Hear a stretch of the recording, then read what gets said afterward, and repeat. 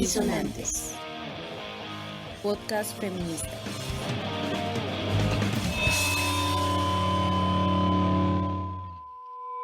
Sean bienvenidas todas las personas a Disonantes, podcast feminista.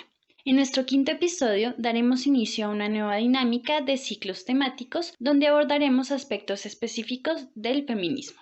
Cada ciclo estará conformado por 4 episodios. En este ciclo hablaremos sobre las experiencias organizativas feministas. Le doy paso a mis compañeras Paola y March, quienes abordarán el tema central, el hecho noticioso y el recomendado de la semana. ¿Quién les habla? Estefan.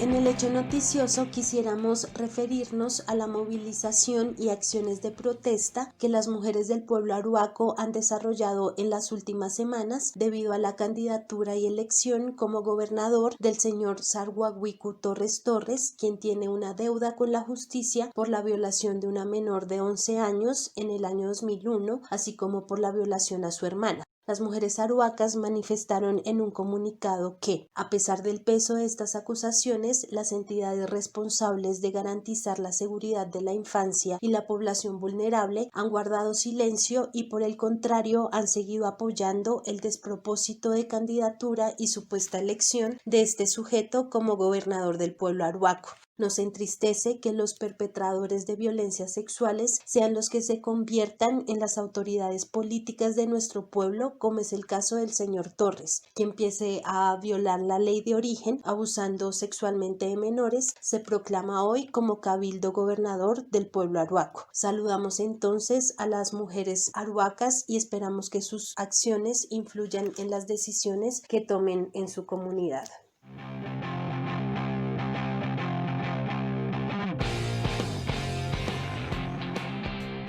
En este primer episodio del ciclo sobre experiencias organizativas feministas vamos a conversar sobre la agrupación de mujeres que popularizó la consigna Ni Dios, ni patrón, ni marido y que publicó a finales del siglo XIX el periódico anarquista La Voz de la Mujer. Para ello vamos a hacer un breve contexto del momento en el que surgió la experiencia, presentaremos una descripción general de la publicación y finalmente expondremos algunas reflexiones frente al trabajo que realizaron las compañeras de La Voz de la Mujer, reconociendo sus aportes al movimiento feminista. La información y las reflexiones que vamos a compartir con ustedes beben de lo expuesto en 3 artículos académicos que leímos y discutimos colectivamente, siendo estos Ni Dios, ni patrón, ni marido, feminismo anarquista en la Argentina del siglo XIX, de la profesora universitaria Maxine Molinó, feminismo e identidades políticas a principios del siglo XX en la Argentina, construcciones discursivas sobre la mujer en el socialismo y el anarquismo, de la politóloga Lucía Macoc, y maternidad e infancia en el feminismo anarquista de fines del siglo XIX, el caso de La Voz de la Mujer, 1886-1887, de Aimé Lescano. Asimismo, consultamos algunas ediciones del periódico que podrán encontrar en el link que acompaña la descripción de este episodio.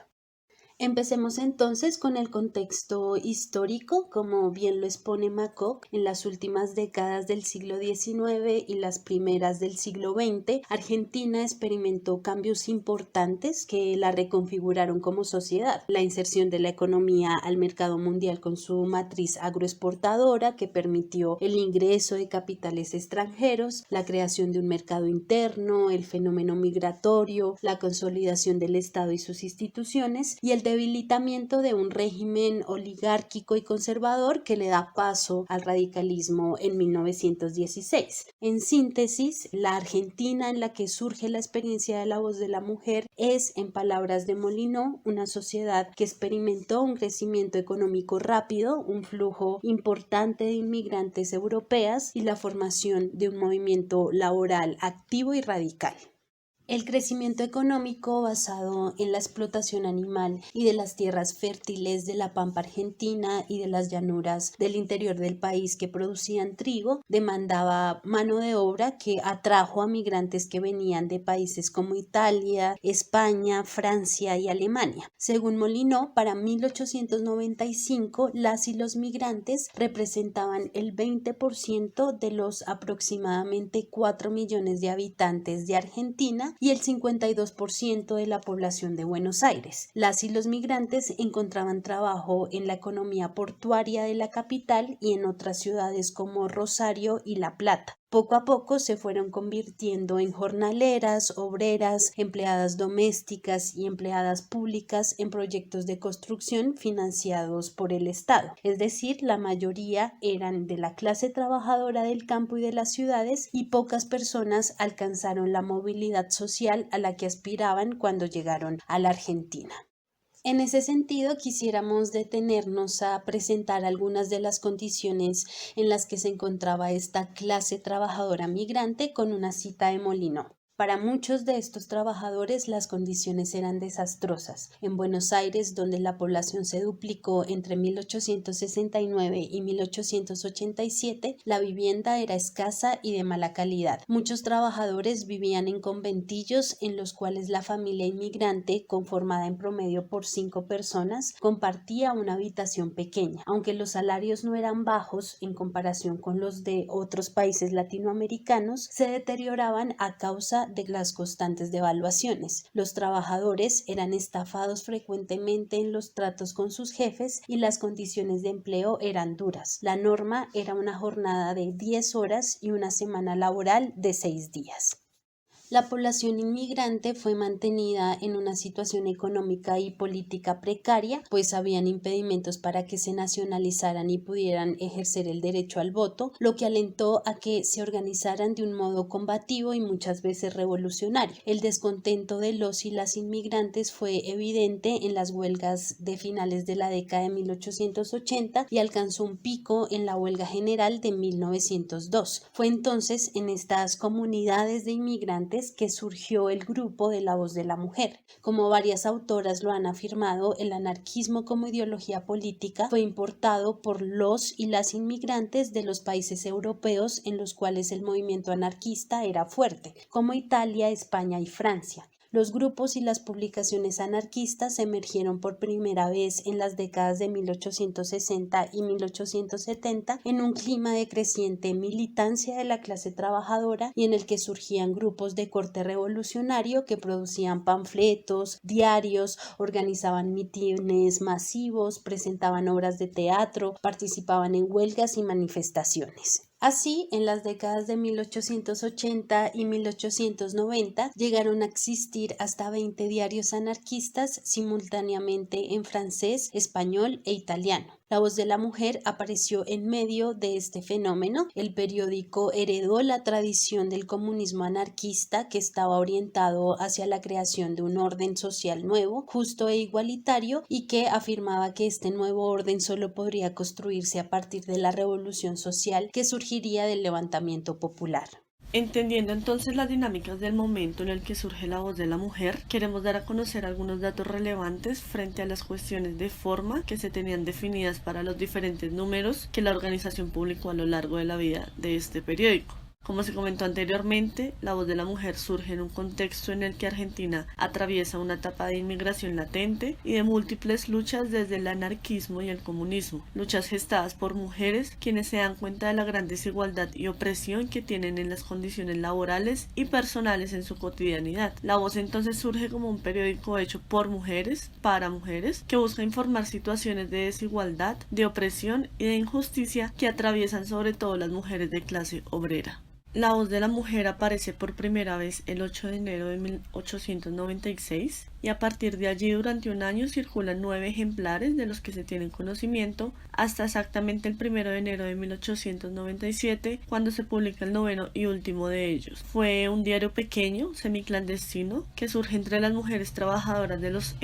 centros urbanos de Buenos Aires. Su tema central se basó en la naturaleza múltiple de la presión de las mujeres y a partir de allí plantean su postura del amor y la sexualidad libre. Para entender un poco también las posturas que tenía este periódico, debemos resaltar que ellas en ese momento no se definían como feministas y de hecho en sus artículos no hablan de feminismo porque consideran que este término iba muy relacionado con la sociedad burguesa.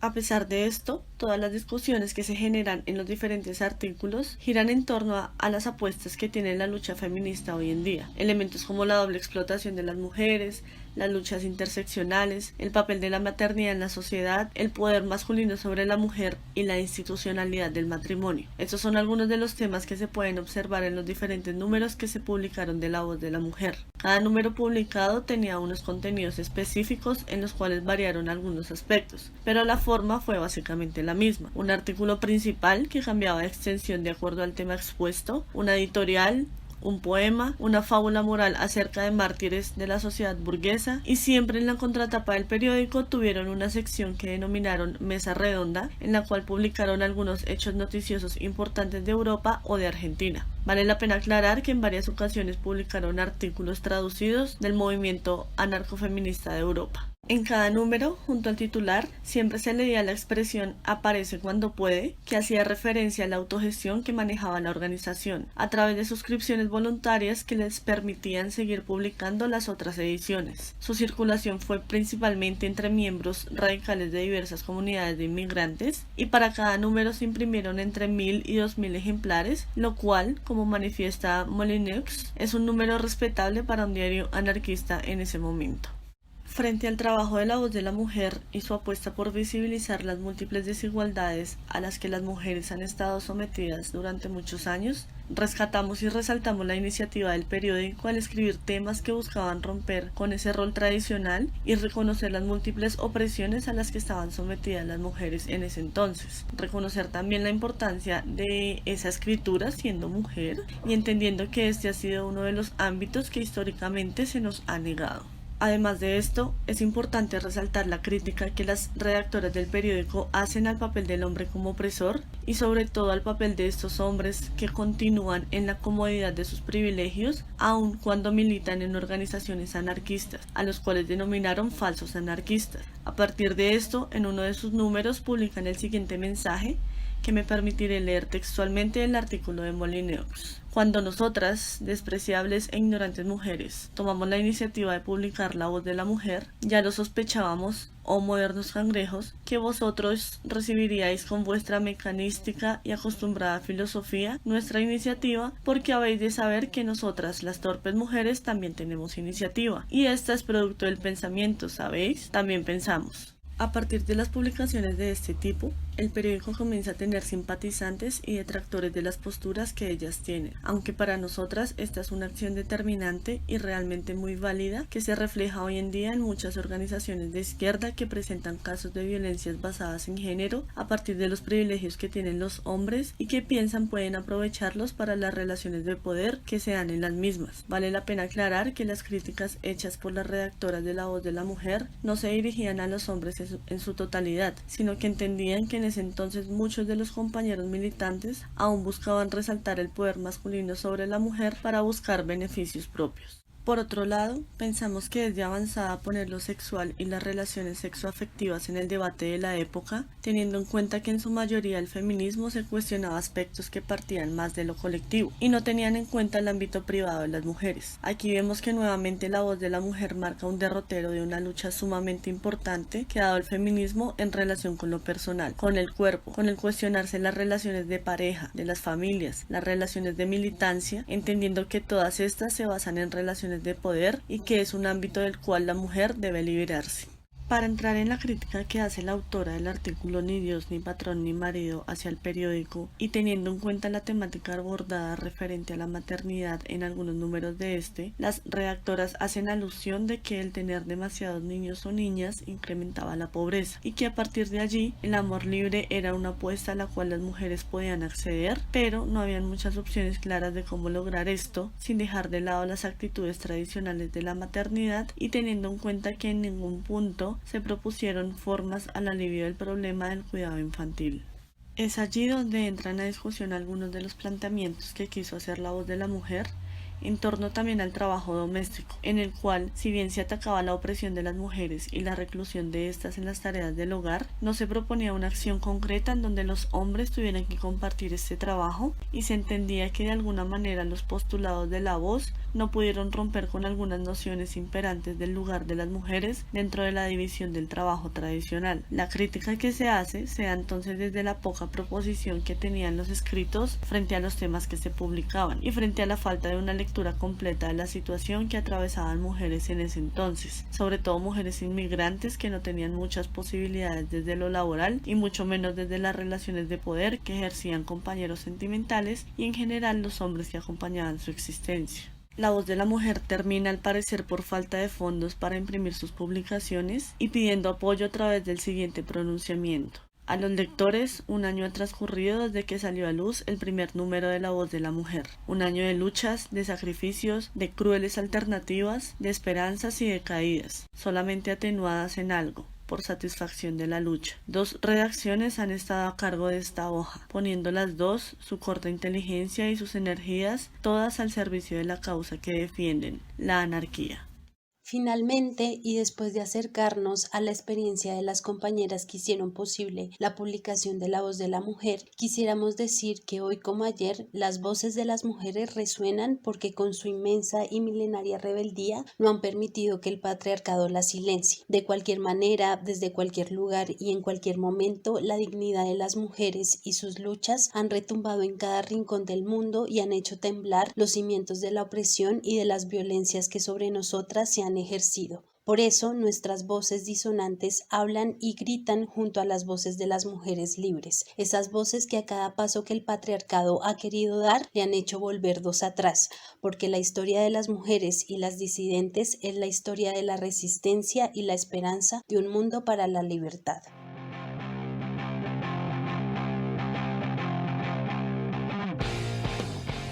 Hoy nos acompaña una compañera de una agrupación feminista de la ciudad de Bogotá, que retoma el nombre de La Voz de la Mujer, y quien nos va a presentar el trabajo que han venido haciendo estos años.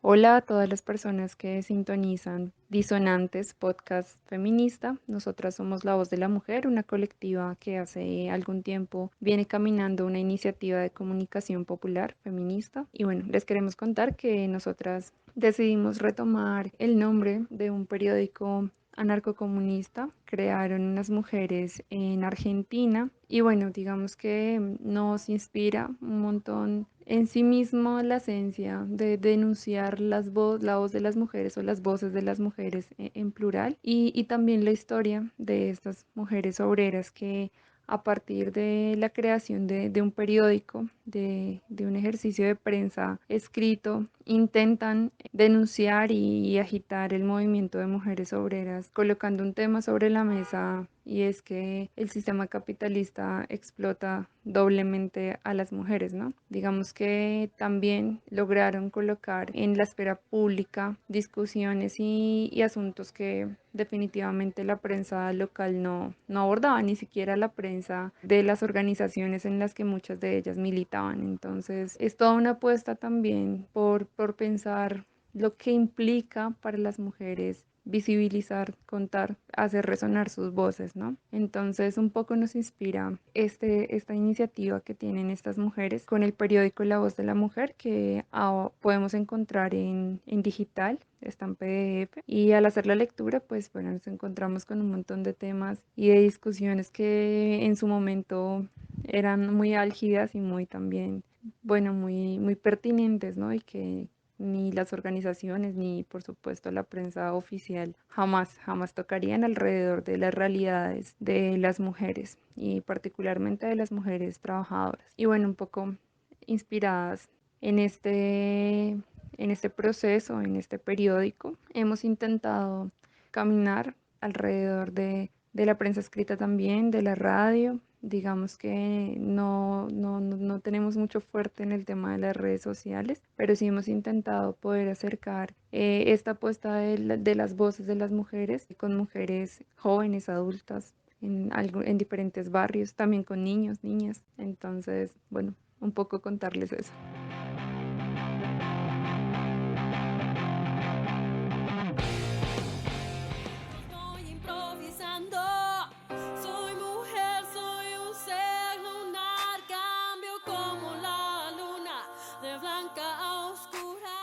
Para el recomendado de la semana les tenemos a una artista feminista llamada Rebecca Lane. Ella es una rapera guatemalteca anarcofeminista, también conocida como Miss Penny Lane, quien se identifica con el nombre de su tía poeta que fue desaparecida por el ejército a finales de la Guerra Civil del 81. A partir de esta situación, ella dice no ser una víctima, sino más bien se identifica como portavoz de la marginalidad y la lucha de clases.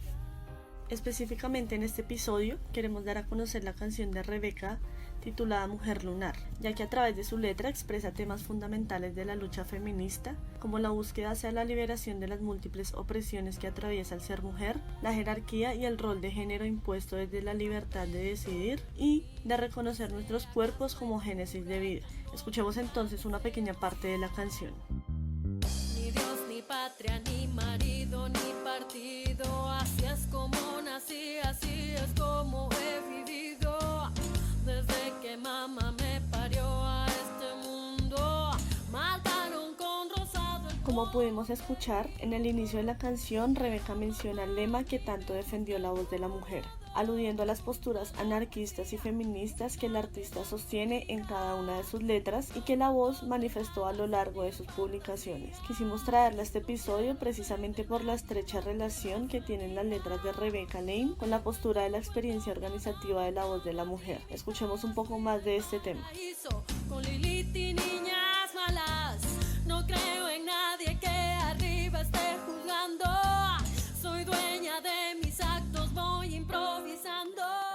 Bueno, esperamos haya sido de su agrado. Les invitamos a escuchar a esta gran artista y a seguir escuchándonos el próximo jueves 17 de septiembre con otro episodio del ciclo Experiencias Organizativas Feministas, en donde presentaremos la Organización de Mujeres Libres en España. No se lo pierdan. Recuerden seguirnos en nuestras redes sociales y plataformas. Somos Disonantes, podcast feminista. Arriba las que luchan, mujeres en lucha. Disonantes, podcast feminista.